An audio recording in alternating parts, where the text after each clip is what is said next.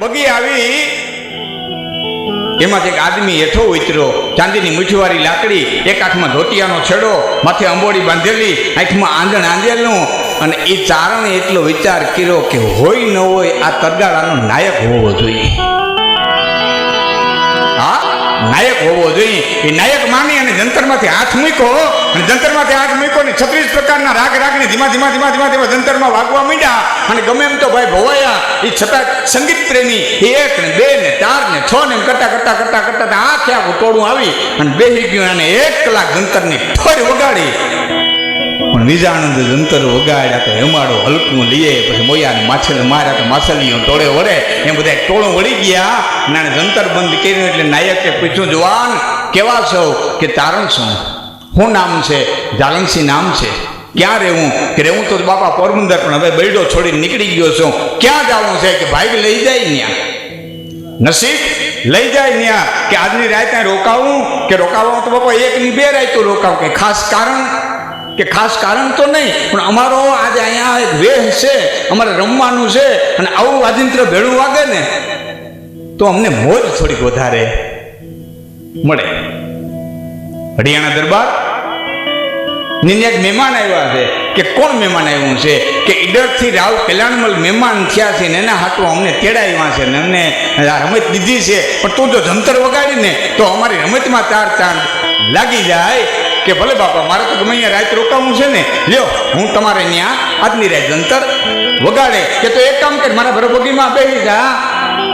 એ આણી બાવડું જાલી અને આમ બગીમાં બેહાડ્યા. અમારા કવિ કાગ આકાશવાણી પર બોલ્યા છે કે આમ બાવડું જાલીને બગીમાં જાલનસિંહ કાકાને બેહાડ્યો તો એવું લાગતું તું કે તારણને નહીં પણ ભવાયા એ હાડા હાથી પનોતીને બેહાડી હોય એમ ઉપાડી અને બગી રવાના થઈ.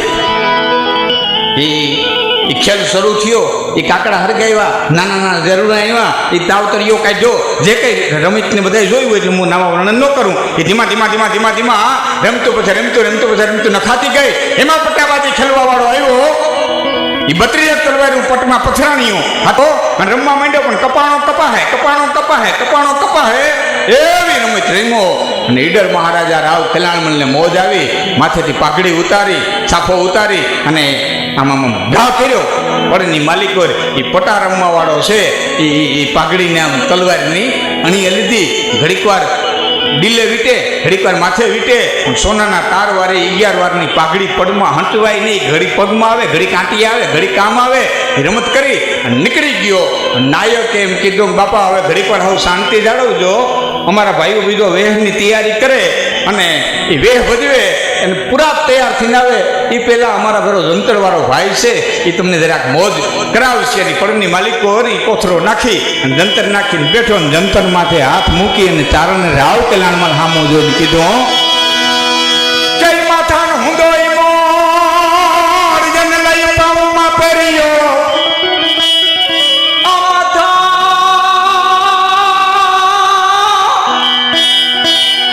માથાનો હુંદોય મોર અને લઈ પાઉમાં પહેર્યો. એ દેખાત દેખાત જવડો ડોળ તને કામ રે ઠબકો કલ્યાણ.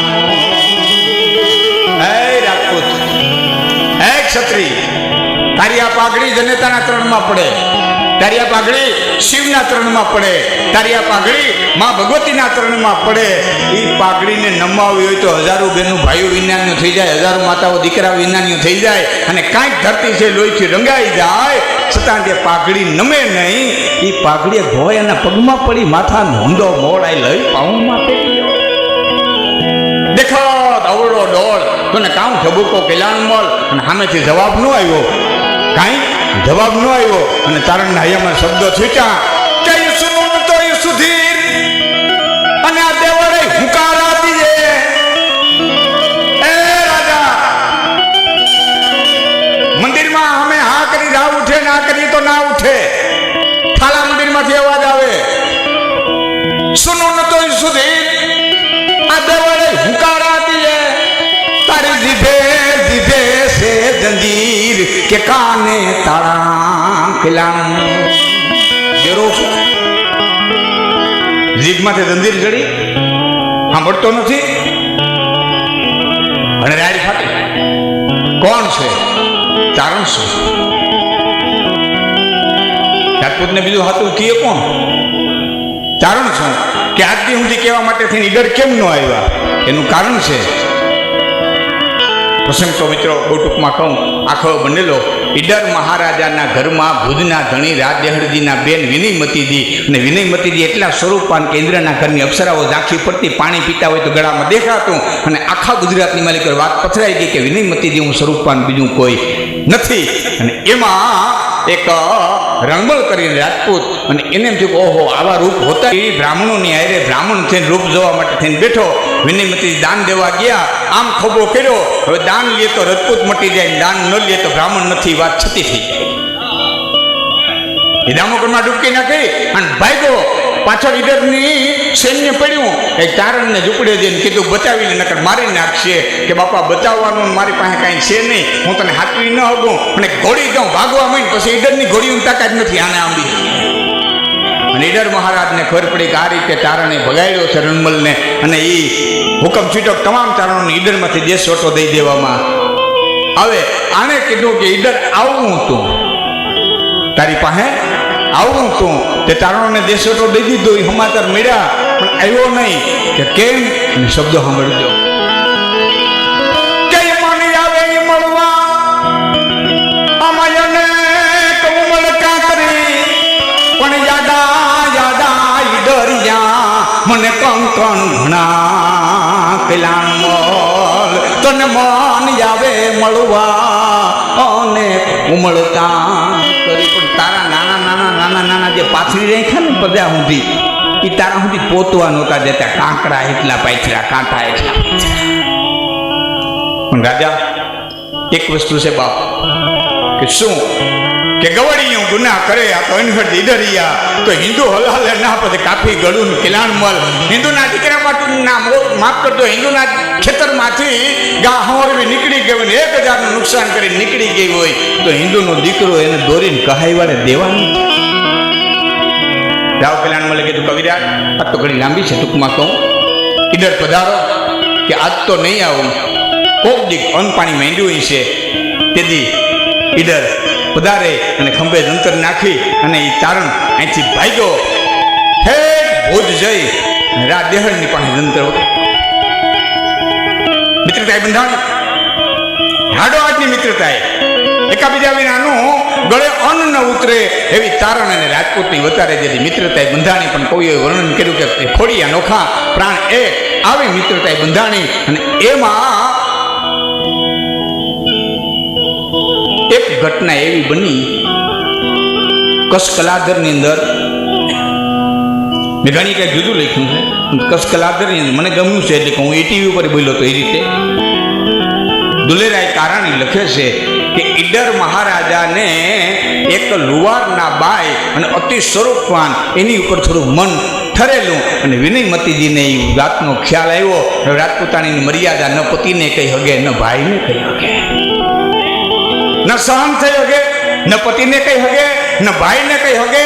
રાજપૂતાની મનમાં વિચાર કરે કે કોણ કે આને, કોણ કે કે કોણ ગોતું, કેને ગોતું. અને એમાં વિનયમતીજીને ખબર પડી કે રાજદેહરની પાસે એક ધારણસિંહ કાટા નામનો તારણ છે, અને એને જો તેડી આવો અને ઈડર મહારાજાને કંઈ કહે તો એક દી ઠપકો દીધો તો પાછો ઠપકો દેવા આવે તો એનું કહ્યું માને. અને એક દી વેલણું જોડાવી અને બેન ભોજ આવ્યા. 1 દી 2 દી 3 દી રોકાણા. એ ભાઈ અને બેન વાતો કરે. એ વાત કરતા ભુજના ધણીએ એટલું કીધું, બેન મારો ભાઈબંધ તે બહુ વખાણ કર્યા. અને ત્યારે વિનયમતીએ કીધું કે ભાઈ તારા વખાણ મેં બહુ સાંભળ્યા, તારા ભાઈબંધના વખાણ બહુ મેં સાંભળ્યા, અને ભાઈ પાસે બેન કંઈક માગે તો આપીશ. અરે મારા બાપ, મારી બેન કેટલા વર્ષે આવી, માગ બાપ હું જોઈ કે એમ નહીં વચન દે તો માગે, કે વચન છે આપના તારા જેવી દેવાનું કહે તો બેન નહીં બને. પણ કારા માથાનો માણસ હું, બનશે એટલું કરી દે. કે બાપ બીજું કાંઈ જોતું નથી, પણ મારે થોડું કામ છે, એટલે વચન દે ને. તો વચનની માલિકોનું ધારણસિંહ કાટાને માગવું છે, મારે ઈડર લઈ જાવો છે. ખૂબ ના પાડી, બેન મારો પ્રાણ એક છે, કાટા વિનાનો જીવી નહીં હતું.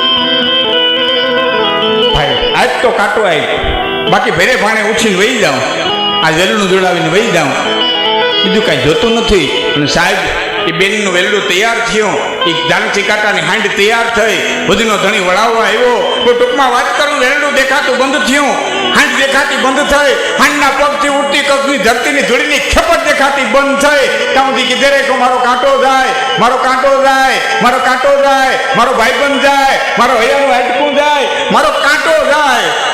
આય વેલડું દેખાતું બંધ થયું અને આય રાહ દેહરદીના મગજનો કાંટો છટકી ગયો અને બોધની બજારમાં નીકળ્યો. ભાઈ દુકાનો આવતું કરિયાણાની, કાપડની, એમાં એક દુકાન આવીને પૂછ્યું, ભાઈ કેવા છો? બાપુ હોરા છે. હું વેચો? બાપુ અમે ખીલા વેચીએ, ખીલીઓ વેચીએ, અમે તોલા વેચીએ, અમે ત્રાજવા વેચીએ. બાપુ અમે કાંટો વેચીએ. એ કાંટો વેચી શબ્દ પીડ્યા અને રાત દેડજીને હૈયામાં શબ્દો નીકળ્યા કે જાલણ સીની જાય તને વેચાય ઘર હોરા તને. કાંઠા મારાથી નોખો પીડ્યા પછી તો એટલો એટલો ઉતરી ગયો કે હોરાવની દુકાનમાં વેચાવા માંડી ગયો. જાલણ સીની જાય અને વેચાય ઘર હોરા તને. અદેહળ દિને રાત બધે કાંટાનું સમરણ કરે. હું કાંટો કાંટો કરું તો હોરાની દુકાનમાં વેચાય ભાઈ બંધ. અને તે હોરાવે કીધું, બાપુ એ તમારો કાંટો નહીં, અમે તો જોખવાનો કાંટો વેચીએ. માણસો સમજાવી રાજમહેલમાં લઈ ગયા. આ રસ્તામાં બેનને જાલણસિંહ કાકાએ એટલું પૂછ્યું, બેન આટલી બધી અટ કરીને બાપ મને ઈડર શું કરવા લઈ જાય? મારા ભાઈબંધી શું કરવા મને નોખો પાડો? કવિરાજ રાજપૂત થી એક ભૂલ થાય છે. લુવારના ભાઈ છે, બહુ સ્વરૂપાન છે, મન થયું છે, કેને કહું બાપ? એક ચારણ માની, એક બાપ માની તને મોઢે આટલી વાત કરું. હવે આમાંથી તું ઉગારી દે તો ઉગારી દે. ટૂંકમાં વાત કરું, એ જાલણસિંહ કાકા એ ઈડરની કચેરીની માલિક પર આવ્યા. અમારા કલાણજી બેઠા હતા. ઈડરની કચેરીમાં આવીને જાલણસિંહ કાકાએ કાનમાંથી હાથ મૂકી અને શબ્દો છેડ્યા, કઈ તેડું કાંટ કથી અને તે દેવા હવરાનો હોંઘું થયું. ઈડરના ધણી તારે ત્રાજવેજી લોઢું તરાવવા માંડ્યું ને તો અહીં હોના જેવા રાજપૂતાણીની કિંમત ઓછી છે. તેડું કાંટ કથી તેથી હવરાનો હોંઘું થયું. ઈ વેળા જમે વીર તને કાવરે ઠપકો પેલા વતન દઉં છું તો મરમ કે નહીં કહેવાય. ન કાને વાત કરવી પડી, નવોને કઈ ખુલાસો કરવો પડ્યો. આ સમજી ગયો, બોલો સમજી ગયા. કીધું કવિરાજ વતન દઉં છું, આજથી માર્ગ ઈડરના ધણી માટે નહીં હોય. કલ્યાણમલ બેન માગીને લઈ આવ્યા છે એટલે અહીંયા હું રોકાઈશ. પણ એક તારી અને મારી અત્યારે શરત રહે. બોલો કવિરાજ કે કોઈ દી મારું અને તારું નહીં કરવાનું. જેથી તે મારું અને તારું કર્યું કે આ મારું છે અને આ તારું છે, આટલું જેથી કર્યું ને તેથી હું આ ઈડરની ધરતી છોડી અને વયો જાય. અને કાળના ખપરની માલિકો સમય ધીમો ધીમો ધીમો ધીમો ધીમો ધીમો પસાર થવા માંડ્યો. એક દિવસનો હવારનો પોર રાવ કલ્યાણમલ જાલણસિંહ કાંટો સ્નાન કરવા માટે થઈ અને તળાવની અંદર ઉતર્યા. અને તળાવમાં ઉતર્યા પછી એ રાવ કલ્યાણમલ હજી સ્નાન કરવાની તૈયારી કરે એ પેલા જાલણસિંહ કાંટા બહાર નીકળી.